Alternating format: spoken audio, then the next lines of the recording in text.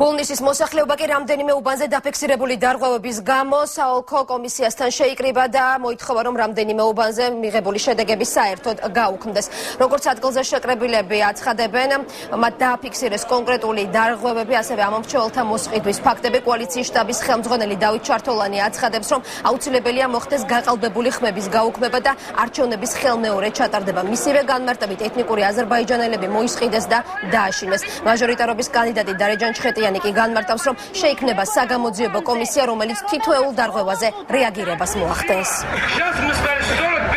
პრაქტიკულად არჩევნები ბოლნისის რაიონში, განსაკუთრებით აზერბაიჯანულ მოსახლეობაში, ჩაატარა პოლიციამ, ზონდერებმა და ადგილობრივმა ხელისუფლებამ. თავისუფლების ერთ-ერთი გამოხატულებაა პოლიტიკური არჩევანის გაკეთება თავისუფლად, რომელიც ერთს თავისუფლად უნდა შეეძლოს.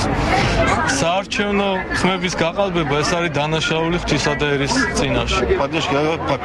მითხრეს 41 ნომერი არ შემოხაზოა, მე უპასუხე, რომ ხმას ვისაც მინდა იმას მივცემდი. მითხრეს, რომ დედაჩემს პენსიას აღარ მისცემდნენ და მე ციხეში ჩამსვავდნენ.